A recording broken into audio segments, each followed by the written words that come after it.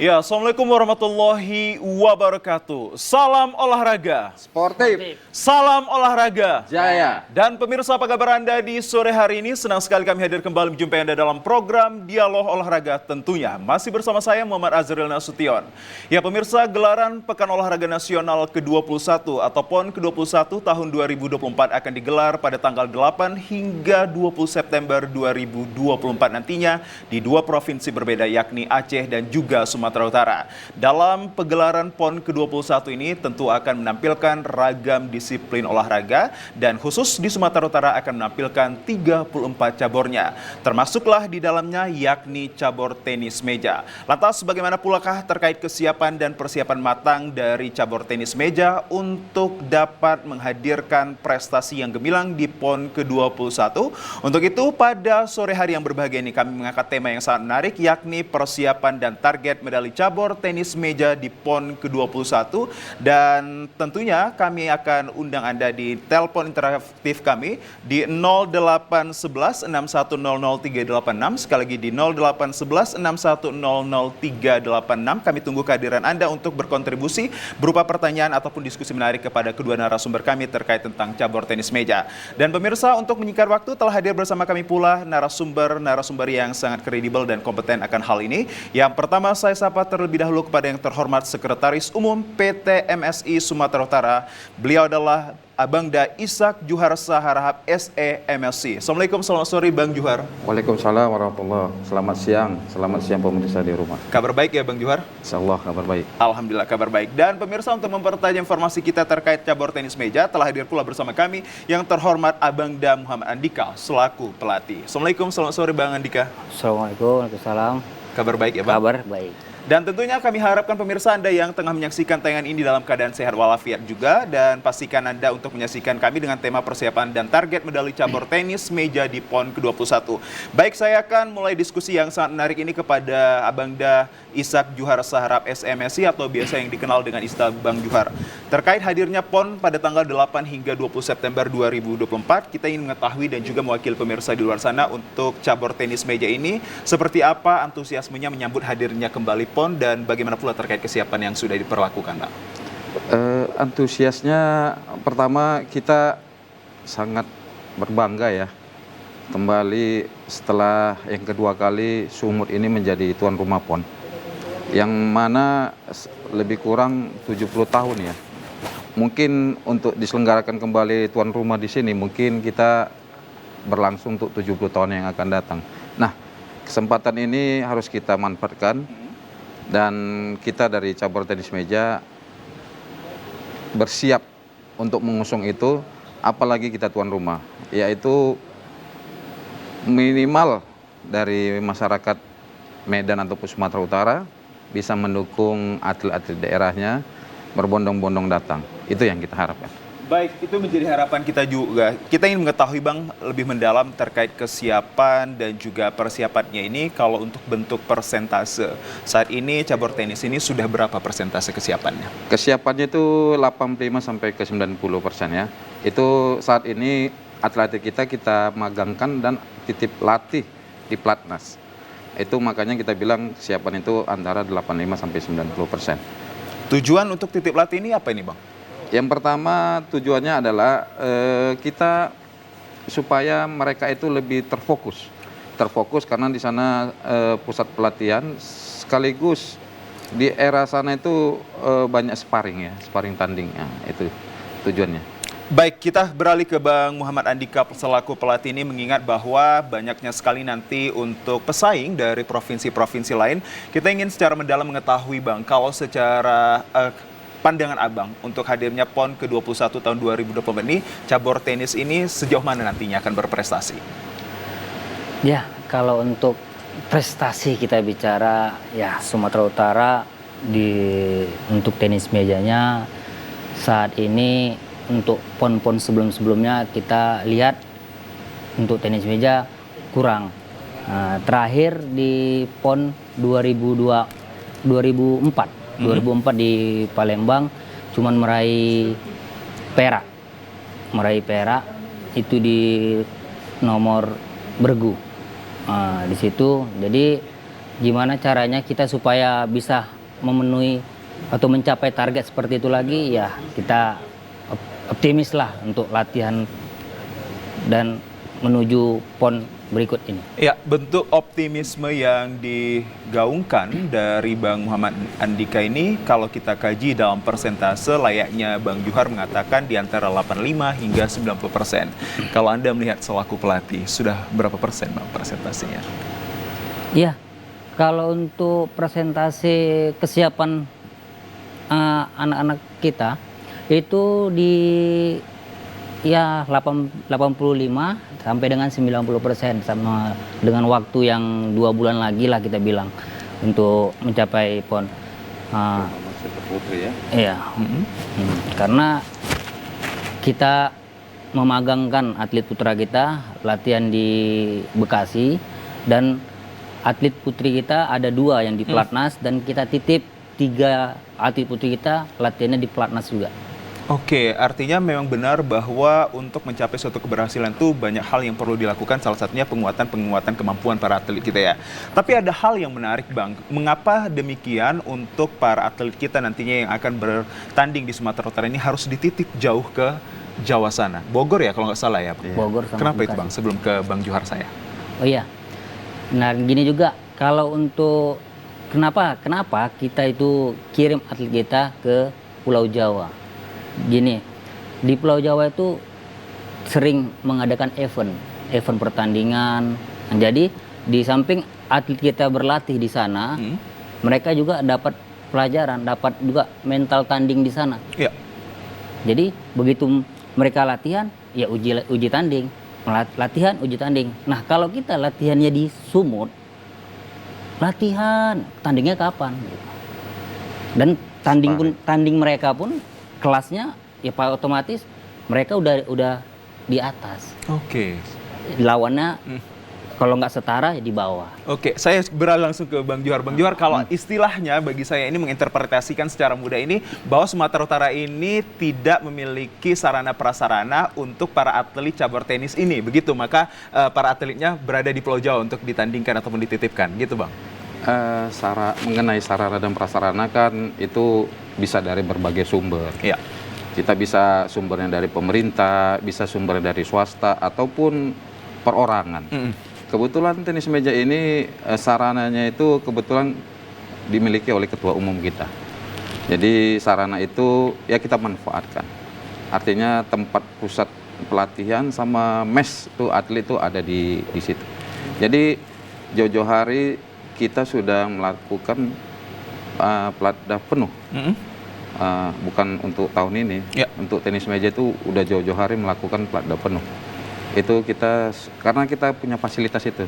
Seperti yang dipertanyakan tadi, masalah sarana dari pemerintah, kan nggak mesti. Kan ada orang yang pecinta tenis meja, memberikan sarananya. Mungkin itu dulu, mungkin nanti setelah kita tunjukkan prestasi kita, mungkin pemerintah mau lebih. Artinya sarana itu belum diberikan aja sudah prestasinya luar biasa. Apalagi kalau kita diberikan, pasti berkali-kali lipat dong itu hasilnya.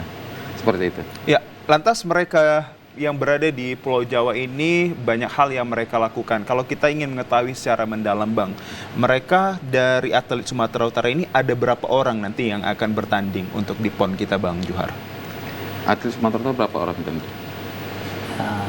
Ada 4-5 orang. Yang memang benar-benar anak Sumatera Utara ya? Berarti kita ada ibaratnya ngambil dari pulau lain gitu? Sebenarnya bukan ngambil, itu kita semacam dia mutasi karena ya mutasi kependudukan. Dia ya seperti bekerja lah. Karena terkadang kan atlet ini kan dia melihat peluang. Iya. Jauh-jauh hari dia mandang peluang tuan rumah, dia udah jauh-jauh hari udah memindahkan kependudukannya di sini. Sama itu kayak sepak bola pun ada juga itu kan. Ibaratnya naturalisasi gitu. Seperti itu. Baik, masih berbincang dengan Anda Bang Johar. Berbicara tentang PON lebih jauh ini, selain yang Abang katakan tadi bahwa saat ini para atlet kita ini berada di jauh untuk melakukan kegiatan-kegiatan yang mendukung untuk penguatan nanti di PON ke-21 tahun 2024 ini. Selain hal yang di luar dari itu, kesiapan dan persiapan apalagi yang akan bisa mempersembahkan nanti target-target kita? Yang pertama kita berharap nanti di bulan ini kan kita mengikuti Kejurnas.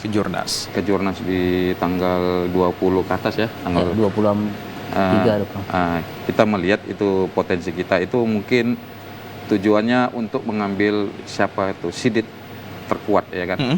Siapa sidit terkuat. Jadi makanya kita full team ya untuk hadir di situ. Yang kedua kita berharap juga kita mengajukan untuk tryout ya. Tryout itu mungkin ke Thailand ya. Thailand karena untuk Asia Tenggara Thailand itu cukup kuat untuk laga tanding kita. Mungkin itu yang bisa menggenjot dan merealistiskan target-target kita itu. Oke, sebelumnya memang para atlet kita ini sudah memiliki latar belakang menjadi seorang atlet kah Bang? Bisa diceritakan ke pemirsa ini kalau nanti yang akan berada di Provinsi Sumatera Utara ini adalah atlet-atlet yang memang berprestasi? Yang pertama untuk atlet putri itu dua itu adalah atlet pelatnas putri, pelatih pelatnas. Satu lagi ini saya gambarkan begini. Mungkin masyarakat awam menggambarkan kok tiba-tiba tenis meja ini berani mencapaikan target sekian gitu kan. Nah, kenapa itu kita berani? Kita memanfaatkan kita tuan rumah. Seperti motonya Pak PJ Gubernur, apa yang kau bisa mainkan. Nah, jadi inilah yang kita mainkan. Cuma kan saya tak perlu mengumbar terlalu terbuka termasuk strateginya itu. Ya saya menggambarkan contohnya gini. Saya mencontohkan gini. Kalau kemarin kan yang lalu-lalu pon-pon sebelumnya itu tenis meja itu kan bebas umur. Nah, kalau kita lakukan pon itu bebas umur, maka dominasi itu adalah di Pulau Jawa. Nah, pon kali ini untuk cabur tenis meja itu adalah 1 orang aja yang boleh umurnya di atas 25. Nah, itu rencana dan konsep siapa? Itu konsep dari Sumut. Apa tujuannya? Memecah kekuatan senior-senior itu. Karena kalau tenis meja ini senior itu sulit dikalahkan. Jadi kan salah satunya kita pecah, cuma 1 yang boleh main. Nah, itu konsep itu sudah 2 tahun yang lalu sudah kita terapkan di sini melalui ajang Pekan Olahraga Provinsi.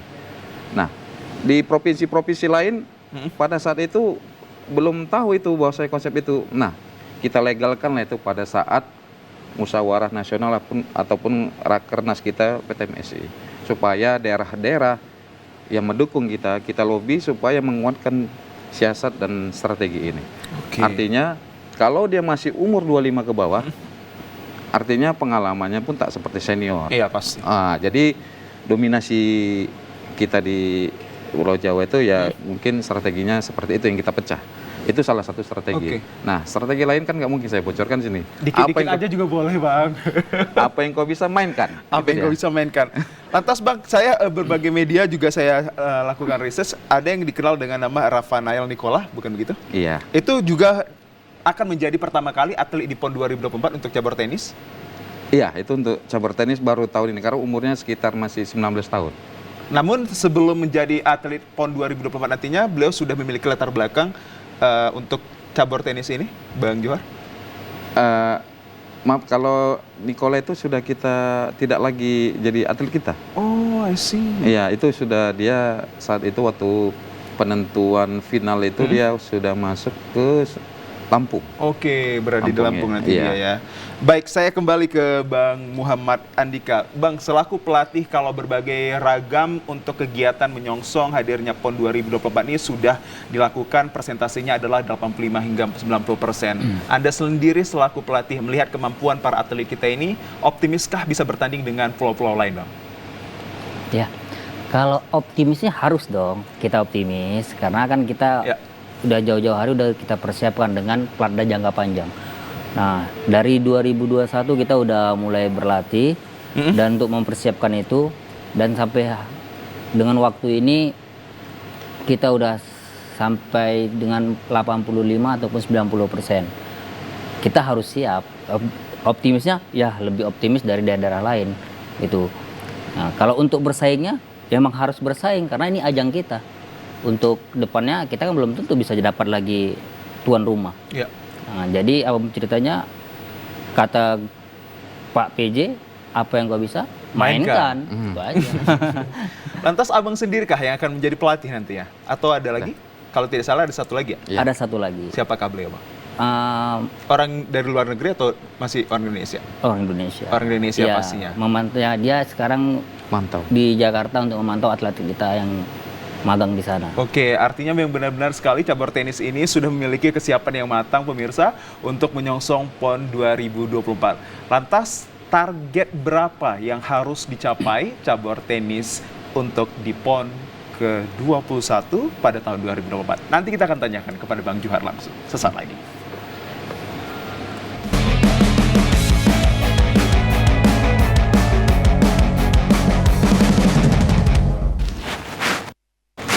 Ya, pemirsa, berbagai upaya pun terus digencarkan oleh cabur tenis meja untuk bisa meraih prestasi yang gemilang pada PON ke-21 tahun 2024, mengingat target pastinya ada, ditetapkan dan juga ditentukan dari pemerintah Provinsi Sumatera Utara untuk cabur tenis meja. Saya kembali ke Bang Johar terkait tentang pembahasan target-target yang diberikan ini seperti apa dan punya beban tidak untuk target yang begitu banyak ini, Bang? Silahkan. Fokus kita sebenarnya di sektor putri ya. Sektor putri, kenapa sektor putri? Karena sektor putri ini 2 atlet kita itu atlet platnas. Oke. Makanya kita sektor putri yang pertama itu di kategori di ganda putri, di tunggal putri. Nah, mungkin kalaupun dia target kita maksimal 3, bisa mencuri di sektor mixed double. Nah, itu yang kita pantau karena lebih kuat, squad kita ini lebih kuat di tim putri. Nah, itu dia. Kalau untuk putranya gambarannya seperti apa? Kalau putra itu paling memperkuat di mix double nanti Mixed ataupun double. di ganda. Kategori ganda itu bisa, mudah-mudahan bisa kita curi. Tapi itu kan tidak kita targetkan. Mungkin curi-curi ya bonus lah. Bonus. Kalau kita capai target. Nah. Baik, untuk yang target medali nih Bang, pastinya dong antusiasme para atlet ini adalah medali emas. Yes. Apalagi mengingat multi event ini 4 tahunan sekali ya Bang ya, begitu ya untuk PON kita ini hadir. Target medali ini berapa Bang? Kalau untuk dari cabur tenis yang diberikan dari KONI ataupun pemerintah kita? Kita kemarin mentargetkan 3 emas. 3 Mas. Cuma setelah rapat di KONI kemarin tuh realistisnya itu di angka 2 emas. Artinya 2 emas ini ya kita nggak muluk-muluk kali lah dari 7 cabur, 7 kategori 7 emas yang di target dikejar. Ya. 2 yang kita apakan itu kan nggak muluk-muluk banget. Artinya sektor putri tadi yang mau mendominasinya. Oke. Makanya tapi saya bisa garis bawahi sektor putri dan putra kita ini atlet muda, umur 16 tahun. 16 tahun. Jadi kalaupun kelompok umur itu under 25 sekali lagi PON akan dilanjut di daerah mana, ini potensi untuk tabungan kita untuk di PON berikutnya. Oke, artinya juga melakukan pencarian bakat-bakat muda, begitu ya Bang? Iya. Talenta-talenta muda yang dipersiapkan nantinya untuk bisa mengikuti ajang-ajang besar lagi ya? Iya, karena ada 3 atau 4 orang ini yang bisa bermain lagi di PON selanjutnya kalau masih menganut sistem usia under 25. Ya. Ada 4 pemain. Bayangkan, itu kalau kita bina terus untuk PON berikutnya itu bisa jadi simpanan kita, tabungan kita. Oke, untuk cabur tenis sendiri Bang, kita mengingat nanti ada tuan rumah Aceh dan Sumatera Utara. Di cabur tenis akan dipertandingkan di Sumatera Utara atau di Aceh ini Bang? Cabur tenis meja dipertandingkan di Sumatera Utara, tepatnya di Gor Angsapura. Itu Jalan Air Hakim. Oke. Kebetulan itu di jalan lewatan Sukaramai, kalau orang yang Medan tahu Sukaramai, pas di ujung Jalan Bromo itu. Nah, itu pas di pusat kota, sehingga kita berharap antusias masyarakat menonton. Apalagi suara Medan ini kan keras-keras, mungkin daerah-daerah lain dari teriak suara aja sudah besar, konon lagi teriak kan gitu. Nagarangan katanya. Nah, jadi itu yang kita harapkan. Ya. riba sudi gitu ah. Sudah. Baik, sebelum ke Bang Muhammad Andika selaku pelatih, saya masih berbincang dengan Bang Johar. Kalau berbicara tentang venue, mungkin sebagian venue ini dikatakan sudah presentasinya mendekati kata siap ini Bang. Penting tidak kalau untuk para atlet kita ini nantinya akan melakukan uji coba langsung ke lapangan gitu Bang? Atau mengenal setidaknya nanti mereka tandingnya di sini gitu? Kalau untuk venue tenis meja ini kan venue yang paling gampang. Nah, contohnya kita aja untuk yang awam yang nggak untuk pertandingan di garasi pun bisa main. Di garasi ya? Nah, kalau untuk venue, apabila ada hall yang luas, tenis meja tinggal diangkat aja mejanya. Tinggal kita desain gimana supaya jangan licin, pembatas sketsel-sketselnya. Itu hal yang gampang. Makanya venue tenis meja di Angsapura itu sudah sering kita pakai atlet-atlet kita untuk pertandingan. Jadi saya rasa udah mengenal lah, nggak perlu uji lapangan karena mereka sudah sering melaksanakan ikuti pertandingan di GOR tersebut. Oke, pastinya nanti juga untuk mental kesiapan ya Bang, nanti Iya. ditonton banyak ribuan orang ya Bang, Iya. itu pastinya. Saya kembali ke Bang Muhammad Andika terkait target medali Bang. Siap. Kalau dari Bang Johar tadi mengatakan 3 tapi diturunkan menjadi 2 atas rekomendasi dari pihak-pihak terkait nih seperti KONI ya Bang Johar begitu. Kalau Anda melihat target yang dibebankan, khususnya pada Anda dong untuk bisa dapat melatih para atlet ini mencapai keberhasilan yang baik. Itu target medali ini besar tidak menurut Anda Bang, beban yang Anda dapatkan sekarang? Iya, kalau saya sih bukan pelatih ya, untuk pelatih semua pelatih juga kalau diembankan beban medali pasti ya terasa berat. Ya, namanya kita tuan rumah dan kita juga pelatih ya harus pesimis dengan apa yang harus kita targetkan. Nah, kalau beratnya ya cukup berat itu. Cuman kita yakin kok itu bakal bisa kita raih. Oke, keyakinan Anda untuk bisa meraih target medali emas yang bisa dikatakan ini adalah 2 ini. Selain kesiapan dan persiapan lagi, program-program apa mungkin yang tengah ataupun yang telah dilakukan untuk bisa mensongsong PON 2024 nanti bagi cabur tenis? Ada program-program spesial atau treatment yang diberikan para atlet nanti?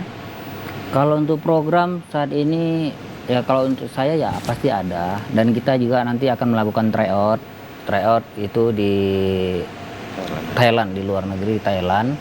Dan untuk atlet kita satu udah training camp di Vietnam sekarang. Training camp di Vietnam sekarang ya? Iya. Tujuannya negara Thailand dan juga Vietnam ya Vietnam. Bang? Tadi untuk training camp ada di Vietnam. Mengapa memilih negara Vietnam itu Bang? Sekarang kita lihat hasil SEA Games terakhir. Oke. Hasil SEA Games terakhir itu Thailand dan Vietnam unggulan buat di SEA Games kemarin yang di Kamboja. Jadi ya setidaknya kita pandanglah untuk uji tanding di sana gitu.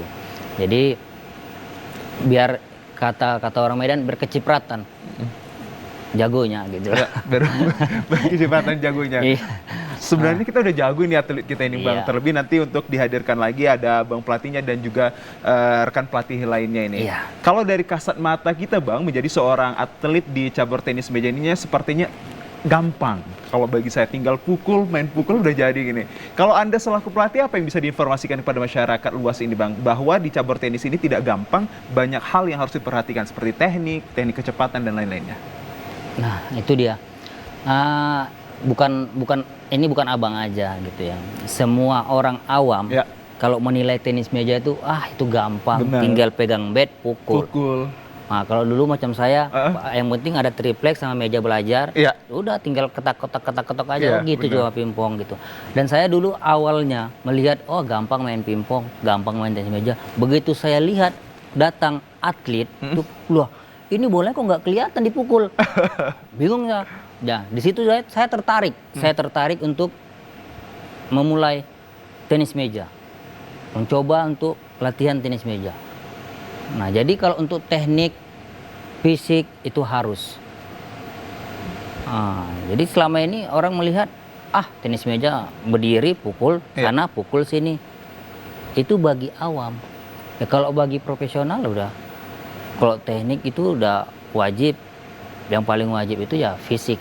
Fisik ya. Ya. Bisa saya Boleh silahkan Bang Johar. Satu lagi tenis meja ini asiknya itu kita feeling. Oke, main Feeling. perasaan ya. Ya. Satu lagi feeling kecepatan mengambil keputusan. Artinya bola ini saking cepatnya kita harus diapain gitu. Karena kan tipe bola ini ada bolanya tuh harus digesek, harus dipukul, harus dicop gitu kan. Nah, mengambil keputusan itulah seorang atlet itu diasah skillnya ataupun refleksnya juga mengambil bola kecepatan dan kelincahan kaki, karena dengan kecepatan bola itu kan harus bisa cepat mengejar bola itu. Jadi keunggulan kaki ataupun langkah itu paling disyaratkan di tenis meja. Barulah nanti bisa dia menerima, kalau posisi berdirinya sudah kokoh, baru enak dia memukul bola itu. Kuda-kuda. Tapi selama ini kan kita orang awam kan karena bolanya pelan, jadi mukulnya pun enak gini aja, cek cek. Tapi pelan. Tenis meja itu sebenarnya kalau sudah dimainkan itu asik, mania orang kalau sudah memulai kecanduan. Ada candunya itu. Baik, untuk yang putra dan putri ini untuk treatment ataupun program-program latihannya ada berbeda tidak Bang Johar? Apakah disamaratakan juga? Mungkin lebih tepat coach. Oh ya, silakan Bang Muhammad. Kalau untuk program latihan itu tidak ada dibedakan. Putra putri itu sama. Dan fisik juga begitu. Tidak ada dibedakan. Karena ya siapa jumpa siapa, ini jumpa siapa, itu sama semua. Mungkin banyaknya. Makin banyak, cuman volumenya aja yang kita bedakan. Kalau programnya sama.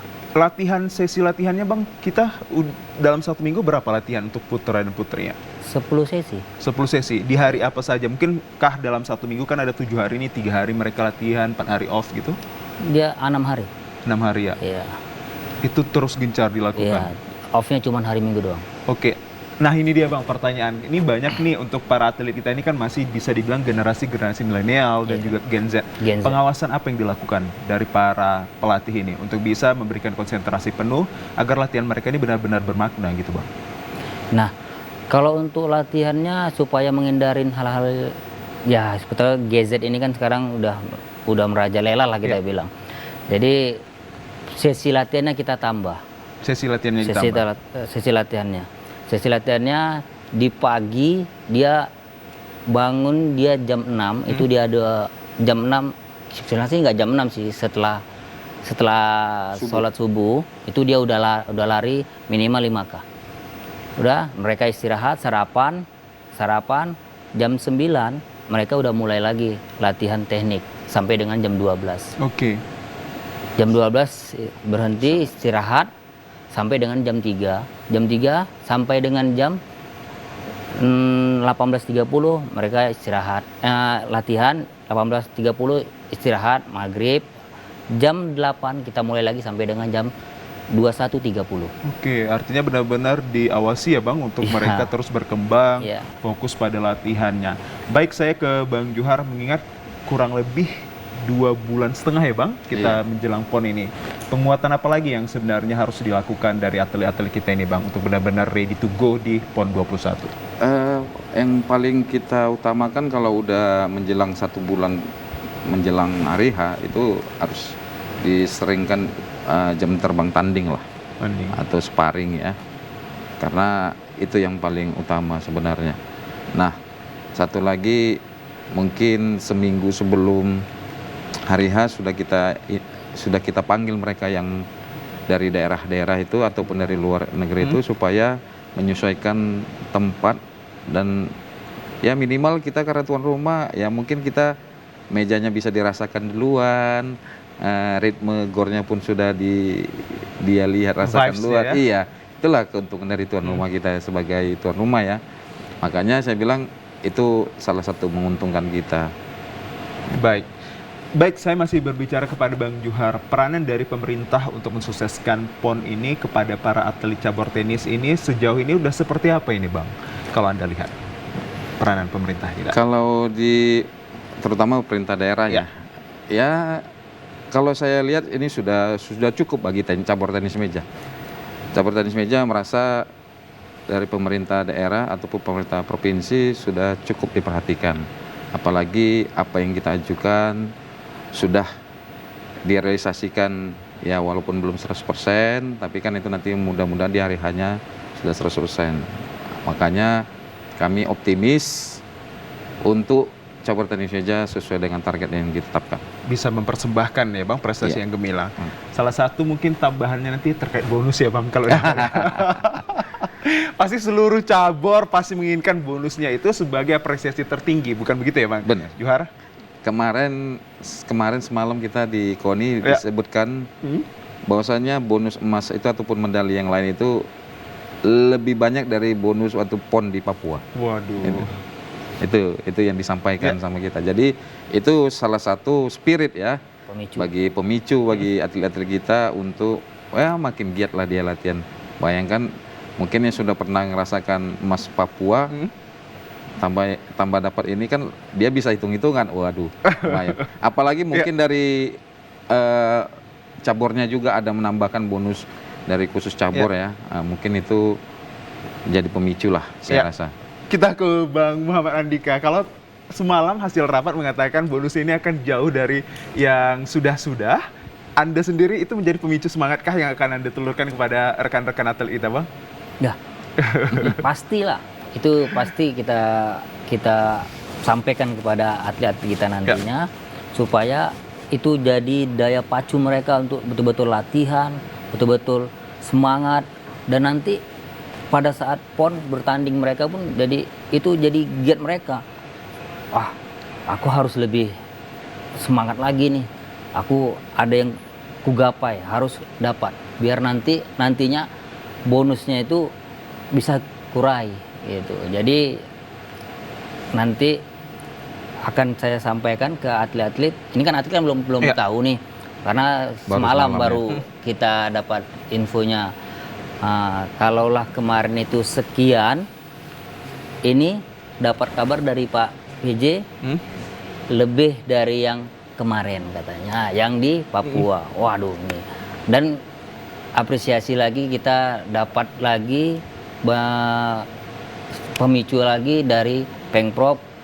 Nah kalau dapat medali lain dari provinsi, Pengprov menyediakan. Oke, berarti riba sudah nanti ya Bang ya. Saya garis bawahi juga, walaupun atlet itu tidak semata-mata karena uang ya.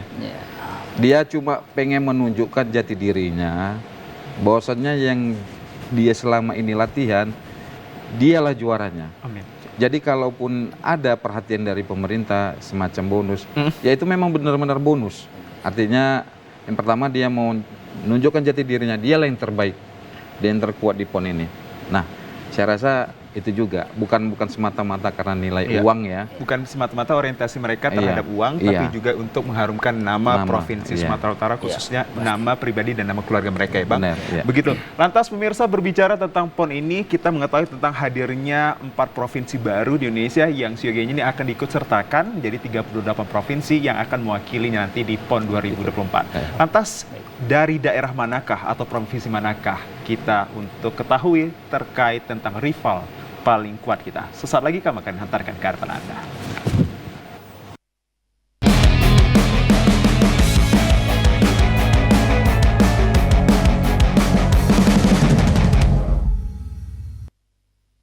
Ya, pemirsa, menjadi atlet yang tampil di PON ke-21 tahun 2024 nantinya menjadi suatu prestasi yang membanggakan bagi sang atlet tersebut. Namun harus benar-benar menampilkan performa yang prima. Berbicara tentang terkait pertandingan tersebut, kita mengetahui ada 38 provinsi yang akan nanti mengikuti kontestasi ini. Saya ke Bang Juhar sendiri sebelum ke Bang Muhammad nanti. Dari provinsi yang ada, rival terkuat kita siapa dan dari dari provinsi mana Bang? Rival yang paling kuat itu pertama dari Jawa Barat. Dari Jawa Barat. Jawa Barat, DKI dan Jawa Timur. Di putra atau di putrinya? Mereka mendominasi dua-duanya. Mendominasi dua-dua. Apa yang menjadi alasan Anda memilih Jawa Barat sebagai rival terkuat kita? Ya mungkin faktor kesiapan ya. Mungkin mereka udah PON-PON sebelumnya pun sudah siap dan lapis-lapis mereka pun juga banyak. Dari sektor jumlah penduduk aja kita kalah ya kan. Jadi sektor itulah yang mungkin potensi mereka lebih terbuka. Artinya penduduk yang hobi tenis meja mungkin 1:5 sama kita. Jadi wajar-wajar mereka siap. Artinya pembinaan itu mereka sudah jauh-jauh hari, bukan hanya PON ini. Apalagi mereka sudah pernah jadi tuan rumah PON. Jadi mereka sudah persiapannya sudah matang. Itu Untuk aja. pelatih kan sama dari Indonesia, bukan begitu? Benar, dari Indonesia. Tapi tadi seperti yang sebutkan tadi coach tadi, jam tanding. Jam tanding. Jadi kalau banyak atletnya, pasti pertandingan sering. Tapi kalau atletnya sedikit ya pertandingan ataupun jumpanya orang itu. Apalagi kolaborasi antara Jawa Barat bertetangga sama DKI. Ya. DKI menjadi rival juga. Iya. Itu kan mereka kan sering tanding bersebelah-sebelahan. Karena tidak terlalu jauh ya. Saya rasa Bandung itu udah bisa ditembus kalaupun 2 jam, kalaupun naik kereta cepat itu bisa 30 menit atau 45 menit Wash katanya. Wash ya. Jadi kalaupun ada pertandingan di provinsi sebelah dekat, coba kita kalau ada pertandingan di Padang, berapa jam kita harus menembus itu ke Aceh, ke Riau. Itu faktor transportasi juga mendukung. Apalagi mereka kalau di Jawa Tengah, itu faktor. Apalagi fasilitas olahraga mereka juga sudah memadai. Kalau untuk secara fisik dibandingkan dengan Provinsi Sumatera Utara, atletnya apakah juga berpengaruh Bang terhadap rival terkuat ini? Kalau fisik itu kan dilatih. Kalau fisik kita latih dengan baik, ya apalagi orang Sumur kuat-kuat kok. Ya kan, mungkin dari lahir paru-parunya udah besar. Cuma karena nggak kurang dilatih aja. Ya. Mungkin kalau kedepannya kita benahi baik-baik, stakeholder juga mendukung ini, mungkin ya kedepannya kita bisa kayak Jawa Barat. Kayak Jawa Barat ya. Saya kembali ke Bang Dika. Kalau tadi Pak Johar mengatakan Jawa Barat dan juga disusul dengan DKI, apakah ada lagi provinsi yang menjadi rival terkuat kita pada kontestasi di PON 2024 nanti, Bang? Kalau untuk rival, ya semua provinsi jadi rival sih. Cuman ini kan rival terkuat. Jawa Barat, DKI, Jawa Timur, satu lagi. Apa yang menjadi penyebab mereka menjadi pilihan Anda yang terkuat? Ya, kalau saya sih milih mereka yang terkuat, ya kita dari pertandingan sebelumnya, PON-PON sebelumnya, Mungkin Bali ya, untuk sektor putri ya. Putri Bali. Nah, jadi sebelum sebelum kita jadi tuan rumah, mereka memang mendominasi di PON-PON sebelumnya. Oke. Seperti di Jawa Barat, terakhir ini di Jawa Barat, kita di Papua tidak dipertandingkan kemarin itu. Jadi di Jawa Barat emasnya Jawa Barat. Baik, sebagai atlet dan juga pelatih tentu melihat bagaimana cara rekan-rekan atlet dari provinsi lain ini bisa bertanding dengan baik dan juga prima. Anda selaku pelatih ini bagaimana untuk bisa melakukan evaluasi pada setiap kejuaraan-kejuaraan yang ada untuk bisa Anda implementasikan kepada rekan-rekan atlet, Bang? Ya, kalau untuk teman-teman atlet sih saya sering diimplementasikan ke fisik ya utamanya, karena kita kan tenis meja ini hari ini main, besok kategorinya yang beda main lagi, karena kalau satu orang atlet itu bisa main 4 kategori. Wow. 4 kategori satu atlet, di beregu, tunggal, ganda, dan mix. Oke. Mix yang dimaksud seperti apa itu, Bang? Mix ganda campuran. Ganda campuran. Jadi ya saya lebih fokus ke daya tahan fisik untuk mereka. Itu terus saya evaluasi fisiknya. Jadi fisik itu sangat berpengaruh untuk atlet. Sejauh ini fisik atlet kita benar-benar dalam keadaan sehat dan prima. Apakah mungkin nanti sebelum bertanding ada medical check up yang dilakukan? Saya ke Bang Johar terlebih dahulu. Kalau untuk medical check up itu kan tidak ada ya. Itu harusnya medical check up itu pada sebelum dia masuk pelatdah. Mereka sudah dites kesehatannya, terus fisiknya memenuhi syarat, makanya mereka bisa jadi atlet pelatdah. Karena kalau untuk medical check up untuk keseluruhan tidak ada lagi. Ini kita udah siap untuk tempur aja ini, nggak ada lagi medical check up. Yang benar-benar udah siap tempur Siap, ya, Bang? iya. Baik, menjelang masuknya PON kurang lebih 2,5 bulan ini lagi, kegiatan apa yang mungkin dalam waktu dekat ini, mungkin di bulan 7 atau bulan 8 ini untuk kembali lagi kita informasi kepada masyarakat untuk bisa dapat memperkuat tim Provinsi Sumut? Dalam waktu dekat ini ada Piala Kapolda. Kapolda Sumut? Iya, Sumut. Dalam waktu dekat ini itu bisa jadi ajang uji tanding kita, melihat tingkat kemampuan atlet kita sejauh mana. Ya mungkin itu kan semacam turnamen ya, tapi kan bisa kita jadi alat evaluasi. Alat evaluasi sejauh mana atlet kita sekarang ini yang sudah kita magangkan ataupun titip latih di Platnas ataupun yang sedang masuk Platnas. Cuma yang kebetulan ini cuma atlet putra aja yang dipertandingkan di Kapolda, atlet putri tidak. Nah, jadi untuk khususnya ini jadi evaluasi untuk atlet putra ya. Oke, apa ada istilah Bang? Kalau saya lihat baca-baca dari KONI ini ada istilah promosi dan juga degradasi yang dilakukan bagi atlet yang berprestasi akan lebih ditingkatkan pula, dan kalau yang tidak akan kembali dievaluasi. Itu bagian dari untuk menunjang karir para atlet Bang. Kalau pola degradasi yang dilakukan KONI hanya sebatas fisik ya, karena teknik itu diserahkan ke Pengprov masing-masing. Jadi ada standar-standar yang diberikan oleh KONI. Seorang atlet itu harus bisa push up sampai berapa dalam berapa menit, itu mereka kasih. Nah, kalau atlet itu tidak mampu menyelesaikan ataupun melakukan tes ataupun standar yang diberikan oleh KONI, itu akan didegradasi oleh pihak KONI. Cuma untuk KONI itu hanya sebatas fisik. Kalau teknik itu KONI menyerahkan ke Pengprov untuk mengasahnya. Kalau di cabur tenis meja sendiri ada istilah untuk bisa dikatakan reward and punishment gitu Bang?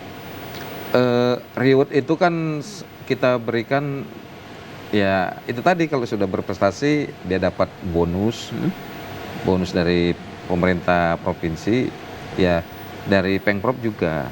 Itu sudah kita bilangkan juga sama atlet kita. Itulah reward yang kita berikan. Ya punishmentnya kalau sudah ditetapkan atlet PON, sekarang ini sudah ditetapkan atlet PON itu siapa. Punishment itu pada saat dia sebelum ditetapkan atlet 100%-nya. Punishment-nya itu dilakukan pada saat masih platda. Artinya masih yang 150% ataupun 200%. Bisa di punishment, ya itu punishment semacam kalau tidak disiplin aja. Oke, saya kembali ke Bang Muhammad Andika. Sangat antusias sekali saya mengetahui tentang cabur tenis meja ini yang juga mewakili pemirsa untuk mengetahui bagaimana persiapan dan juga target medali cabur tenis meja di PON ke-21. Bang Muhammad Andika selaku pelatih, apalagi yang mungkin bisa kita ketahui untuk terkait persiapan dan kesiapan yang matang dari cabur tenis, khususnya bagi atlet kita yang saat ini berada di Jawa untuk melakukan kegiatan yang sifatnya ini mendukung keberhasilan nanti nih. Apalagi yang perlu kita ketahui di PON nanti ya, cabur tenis ini? Ya, kalau saya sebagai pelatih mengintip atlet di luar atlet kita. Nanti atlet di provinsi lain seperti DKI, Jawa Barat, dan Jawa Timur. Ya saya lihat untuk DKI sih sekarang mereka lagi tryout ya. Lagi tryout di Cina, saya lihat. Wah, itu sangat saya apresiasi juga. Dan jadi pesaing terberat menurut saya untuk ini. Dan sekarang saya juga melihat lagi memantau Jawa Barat, sesi latihan mereka, dan begitu juga dengan Jawa Timur saya memantau. Jadi saya melihat, jadi biar saya tahu apa kekurangan atlet saya nanti dan apa yang harus saya berikan pada saat ketemu sama mereka. Disitulah. Sejauh ini apakah ada seperti kayak evaluasi per minggu kalau contohnya si atlet A tidak melakukan suatu bentuk yang latihan prima, apakah dilakukan evaluasi gitu? Kalau evaluasi kita pasti ada, karena nanti di kategori beregu kita kan harus tunjuk siapa yang layak untuk ini. Karena kan beregu tuh dia tiga atlet yang main, kita atlet ada 5. Otomatis kan ini kan naik turun ini. Ininya. Jadi mereka kompetisi sesama atlet pada saat latihan, cari yang terbaik untuk kita jadikan atlet utama untuk bergu mewakili Sumatera Utara. Oke, baik. Sebelum kita mengakhiri perjumpaan kita ini, saya ajak kepada kedua narasumber yang sangat kompeten dan ahli di bidangnya ini untuk memberikan satu pandangan yang lebih pula terhadap pemirsa ini untuk bisa memberikan support dan juga bagi orang tua para atlet ini berperan dalam hal memberikan support juga. Yang Anda inginkan seperti apa ini Bang kepada masyarakat kita untuk bisa menghadirkan support mereka di PON 2021 nanti? Pertama, kami berharap support dari masyarakat. Pada saat atlet Sumut bermain nantinya di PON, kami mengharapkan dukungan, yaitu datang berbondong-bondong ke GOR, mensupport, terutama walaupun support, jangan diam aja, teriak sekeras-kerasnya. Mungkin salah satu bisa menjiperkan, maaf bahasa jiper ini kan, menjiperkan orang-orang luar sana, orang Medan keras-keras. Mungkin down dan bisa kekuatan tekniknya bisa hilang. Dengan suara keras Medan ini, ya itu bisa kita bilang potensi lah. Yang kedua, kita berharap cabur tenis meja ini kan adalah cabur tenis meja yang paling murah kalau kita bilang dalam ekonomis, dalam pelaksanaannya. Artinya untuk kita berharap muncul atlet-atlet di usia dini. Artinya tenis meja ini mejanya juga bisa tahan lama, bolanya juga bisa tahan lama, pukulan juga bisa, dan di depan rumah bisa dimainkan. Jadi kita berharap muncullah bibit-bibit baru, atlet-atlet baru. Nah, mudah-mudahan prestasi ini diridhoi Allah Subhanahu wa taala. Muncullah emas pertama ya. Amin. Di Sumatera Utara dari cabur tenis meja. Itulah memotivasi masyarakat khususnya Sumatera Utara untuk melaksanakan ataupun mengajak anak-anaknya ataupun keluarganya main tenis meja. Baik, saya singkat dan padat ke Bang Andika terhadap harapan Anda seperti apa? Singkat dan padat.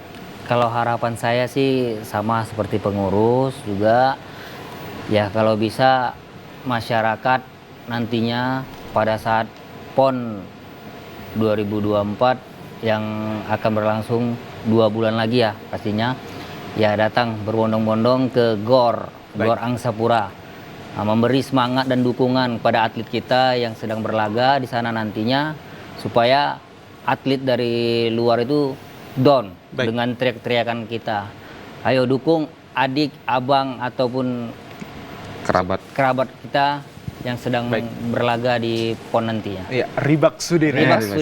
Baik, saya ucapkan terima kasih atas kehadiran Sekretaris Umum PT MSI Sumut, Abang Da Ishak Juhar Saharap SMSI, yang telah memberikan kontribusi pandangan-pandangan melalui informasi yang sangat positif terkait tema kita. Dan juga tadi ada Abang Da Muhammad Andika selaku pelatih yang juga memberikan banyak hal yang menarik untuk kita diskusikan pada tema persiapan dan target medali cabur tenis meja di PON ke-21. Semoga memberikan manfaat. Dan pemirsa, demikian edisi Dialog Olahraga hari ini kami persembahkan ke hadapan Anda. Pastikan Anda selalu menyaksikan Dialog Olahraga yang hadir di setiap hari Jumat pada pukul 15.00 hingga 16.00. Dan akhir kata, saya Muhammad Azril Nasution mengucapkan selamat sore, Assalamualaikum warahmatullahi wabarakatuh. Salam olahraga sportif, salam olahraga jaya. Sampai jumpa.